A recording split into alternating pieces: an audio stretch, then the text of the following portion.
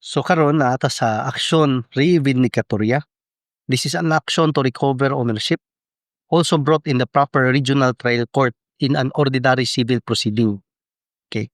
Action reivindicatoria or action reivindication is thus an action whereby the plaintiff alleges ownership. So imong pagpasaka sa kaso, imong right is anchored upon the right of ownership. Kay kung mo-file mo kag kaso, dapat na kay cause of action. Ang cause of action nimo, ang requisites nimo ni you have the right and there is the violation of that right. So ang na-violate diri nga right is your right to possession. But that right to possession originates or seeks foundation from your right of ownership. Okay? So the plaintiff alleges ownership over a parcel of land and seeks recovery of its full possession. It is a suit to recover possession of a parcel of land as an element of ownership. The judgment in such a case determines the ownership of the property and awards possession of the property to the lawful owner. It is different from action interdictal or action publicana, where plaintiff merely alleges proof of a better right to possess without claim of title. Okay? So, katong kaning action interdictal o publicana, ang basis nimo ani sa pagpasaka sa kaso is imuhang right to possess. Let's just say dili ikaw tagiya pero ikay ga possess ana nga property, ikay ga puyo. Di man ka pwede papahawaon lang diha nga either you move out voluntarily or you move out because there is a court order, no? So kung wa po kay katungod mo possess, dapat move out ka voluntarily. Kay kung dili, kihaon ka, posible ka liable for damages or whatever consequences sa imuhang illegal occupation sa property. Okay? So, mo na siya ang action interdictal o action publicana. Yung nga mga kasuha, imuhang right, pagpapahawa sa katong intruder based on your right to possess. Regardless kung ikitagiya or dili. Pero kayong sa reivindicatoria, kailangan ikaw tagiya. Kay tungod ikaw tagiya sa realty, real estate, ikaw makoy na ay right to possess. Thus, na kay right of action, na po kay cause of action para mo pasaka sa kaso. On the basis of the above discussions, it is clear that the lower courts did not err in ruling that the suits filed by petitioners are action reivindicatoria, not action publicana, as petitioners seek to recover possession of the subject lots on the basis of their ownership thereof. Recovery of possession on the basis of their ownership thereof. That is the essence of action reivindicatoria. So the main issue, no, there is no dispute na ang regional trial court decision o ang Court of Appeals decision used by the first level court in this case, in this present case, are the basis in holding that the petitioners are owners of the subject properties and are thus entitled to legal possession thereof, and judgments on a previous case for action reivindicatoria, which was filed by the petitioners against persons other than herein respondents, no? It is settled that a judgment directing a party to deliver, to deliver possession of a property to another is in personam, meaning it binds only the parties it only binds the persons who were parties to that case. Muna action in personam.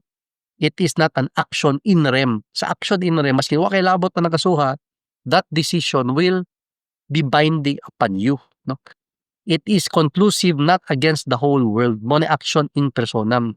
Ang action in rem, it is conclusive against the whole world. Usually, ang exception ani against the state, the Republic of the Philippines. No?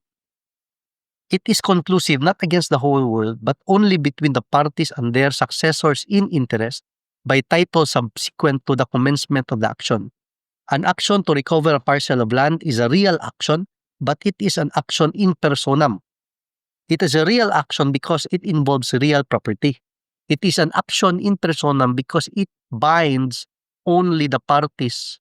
It only binds the parties to that case, or it only affects the persons who are parties to that case. Muna action in personam. it binds a particular individual only. So sumpayan na to kani nga mga individuals usually mao ni sila ang mga impleaded ana nga mga kasuha. Although it concerns the right to a tangible thing, no? Any judgment therein is binding only upon the parties properly impleaded and duly heard or given an opportunity to be heard. Okay? However, this rule admits of the exception, no? Of an exception. So, kato siya, moto'y general rule. It binds only the persons who were parties to the case. Action in personam. Action in personam binds only the parties to that case. Way lambot ang katong wala ma-implead or those people or persons who were not given the opportunity to exercise the right to be heard. Okay? So, unsa may exception? So, mo na yato ang istoryaan sa sunod nga video. The exception to the general rule.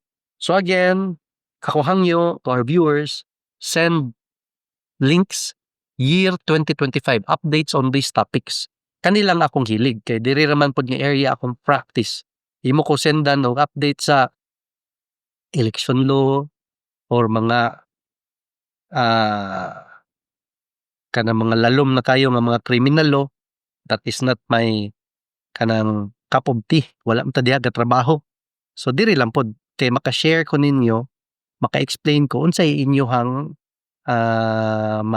ma-share sa ako nga links. I can try to summarize it, explain it, and talk about it in this video. And hopefully, no, it will be a symbiotic relationship.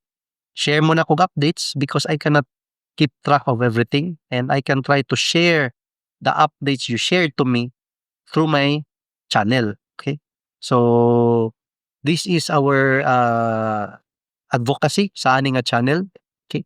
Mo na nga mo request kog link sa mga 2025 updates para ma-share po nako sa ato ang listeners and viewers. Okay? So, kaniya to is how to avoid land disputes. And syempre, ang ako diri kini sa bottom part, choose peace. Atong advocacy is to teach us, all of us, how to choose peace in our means, ways, and ending if you are about to be part of a land dispute or you are already part of any form of land dispute. So send me links na akong email and WhatsApp or Viber. 2025 year 2025 updates on real estate related matters. Links lang, but please only from gov.ph websites, official websites lang sa government. Okay? So I'll see you sa next video and let's talk about the exception to the general rule.